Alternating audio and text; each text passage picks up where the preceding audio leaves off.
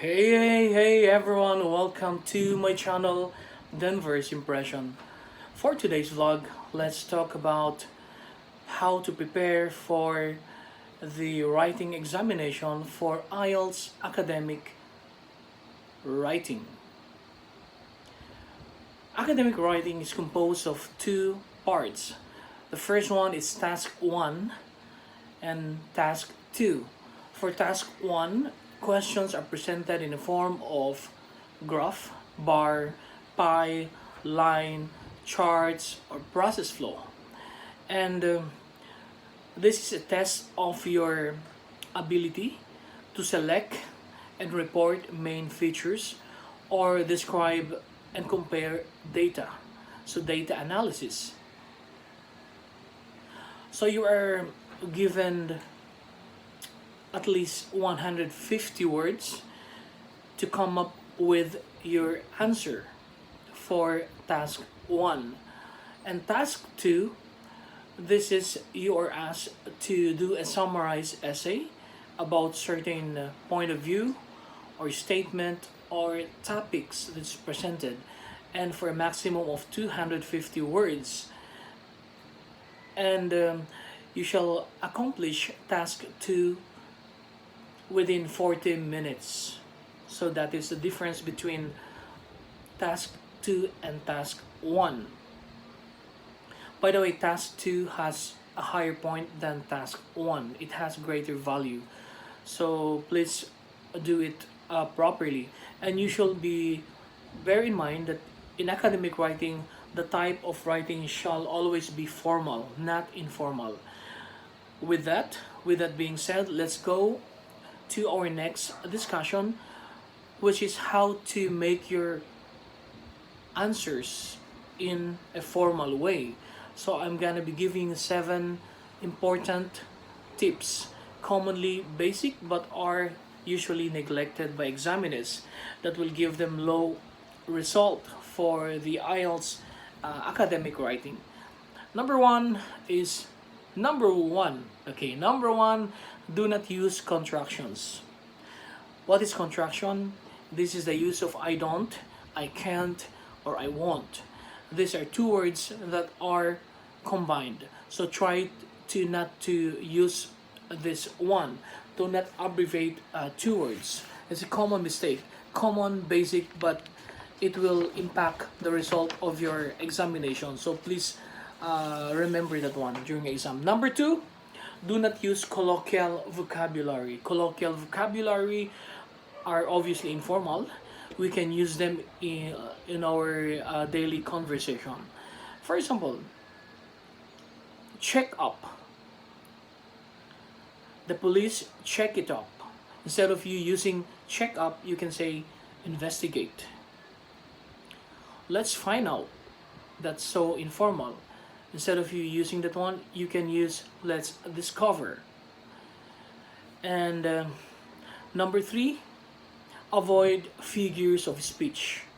Figures of speech. These you'll remember your figures of speech, like the metaphor, the simile, the hyperbole, the cliche, idioms.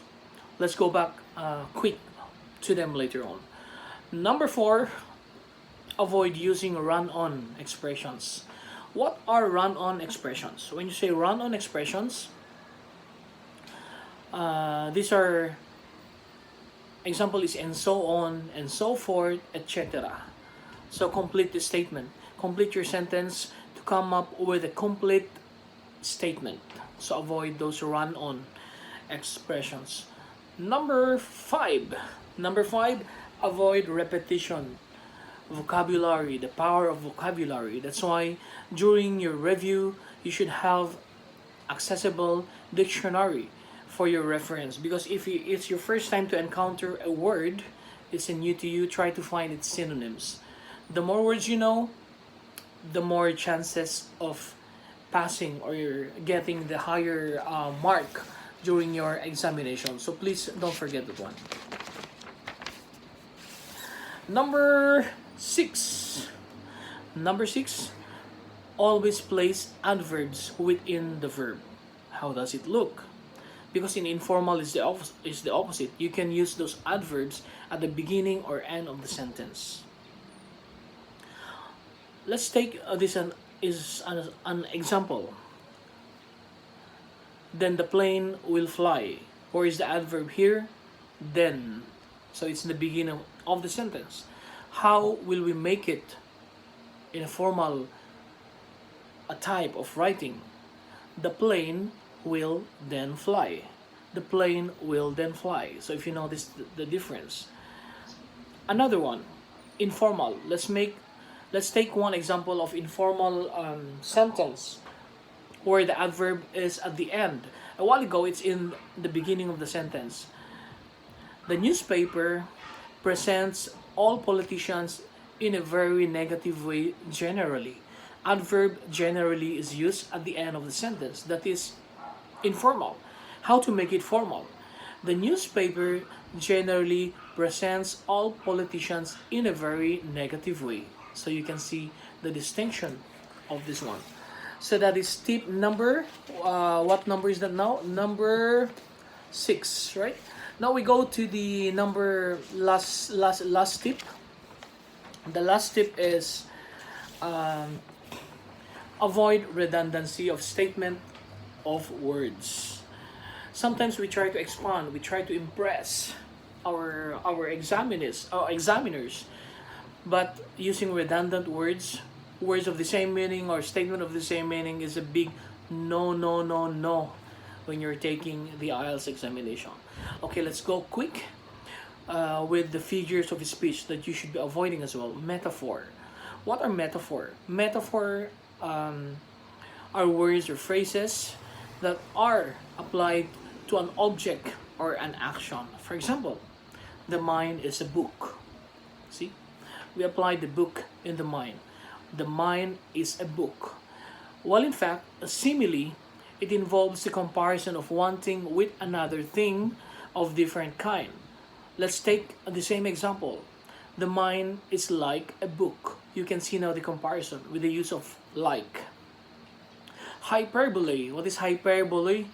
Hyperbole is an exaggerated statement or claims that are not meant to be taken literally. They are so exaggeration. For example, when you broke my heart, I shed millions of tears. So where is the hyperbole here or the exaggeration?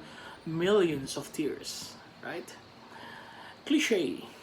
Cliche is a phrase or opinion that is overused and betrays a lack of original thought. These are already overused. So this is very familiar to gym goers. They always say no pain, no gain. So those are cliche. And last but not the least is the idioms or idiomatic expressions. These are a group of words established by usage as having a meaning not deducible from those of individual words. They shall come together to make sense. So you cannot interpret them word by word, but they shall come as a whole package. What is an example of this one? It's raining cats and dogs. It's raining cats and dogs, meaning it is so hard. What about the opposite? It's a piece of cake, meaning it's so easy. So those are idiomatic expressions. So those are few but helpful tips when you are taking the IELTS academic examination. Remember those 7 don'ts and those figures of speech you should not be using while taking your examination. So until then guys, watch out again for my upcoming vlogs for reading and listening and more on writing. So see you again next time, and please don't forget to share and subscribe.